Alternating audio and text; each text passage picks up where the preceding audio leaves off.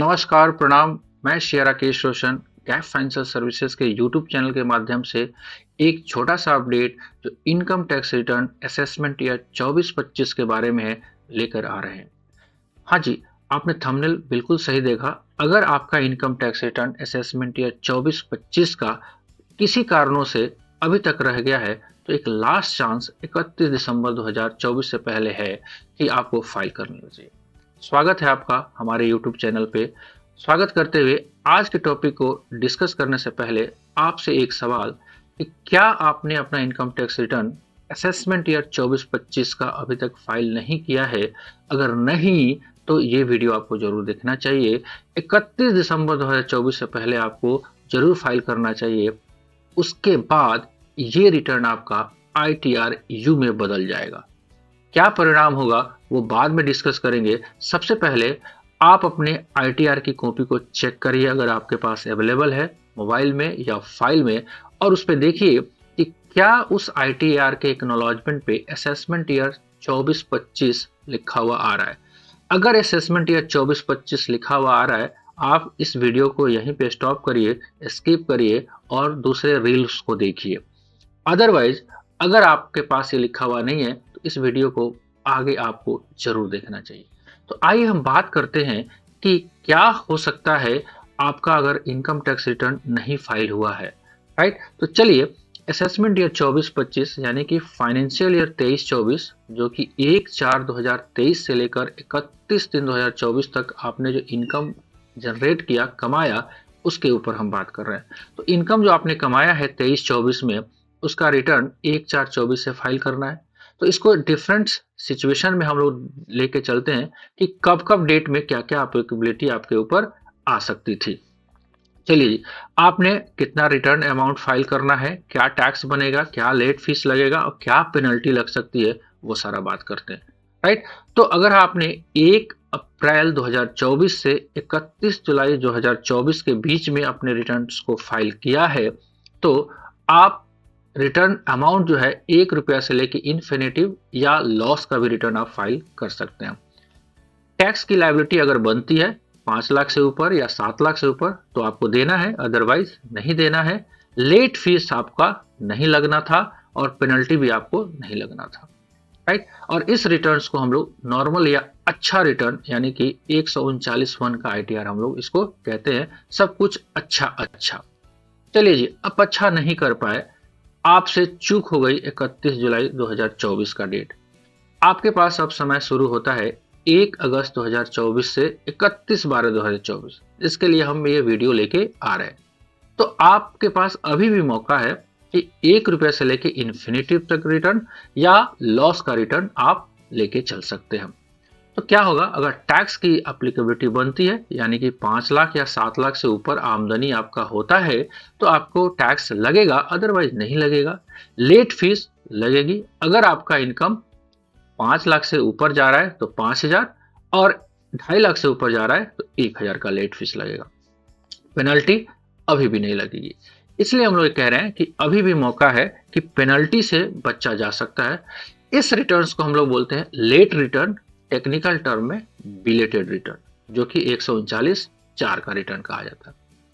अगर आप ये 31 दिसंबर 2024 भी चूक कर जाते हैं तो क्या आप रिटर्न फाइल कर पाएंगे?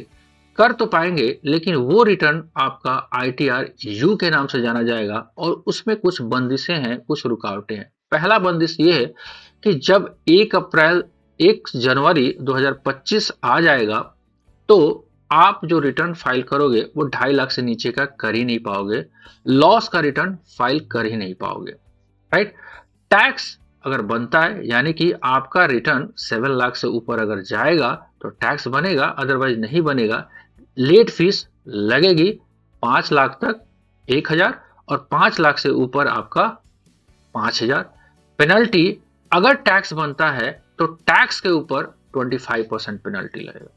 यानी कि एक बड़ा रिस्ट्रिक्शन ये हो रहा है कि अगर आपका हेवी रिटर्न है, फॉर एग्जांपल 10 लाख, 12 लाख, 15 लाख, 20 लाख का, तो आपको जो टैक्स बनेगा उस टैक्स के ऊपर 25% पेनल्टी लगेगा। हाँ, अगर आपका ITR 7 लाख से नीचे ही रहना है तो केवल लेट फीस जो आज भी लग रहा था वो बाद में भी लगेगा। राइट। इसको हम लोग बोलते हैं ITR-U, यानी कि 139(8)A का रिटर्न। चलिए जी, आप 31 मार्च 2026 भी चूक कर जाते हैं, न्यू ईयर मनाने गए थे, उधर 3 महीने न्यू ईयर मनाते ही रह गए, तो क्या परिणाम होगा?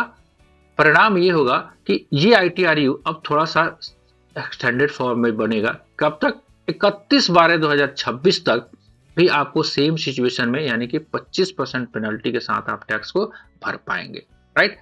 लेकिन अगर आपका 1 जनवरी 2027 से 31 दिन 2027, जो कि एकदम एक्सट्रीम लास्ट डेट होगा, ITR-U का भी टैक्स बनेगा तो देना है, लेट फीस तो लगना ही है।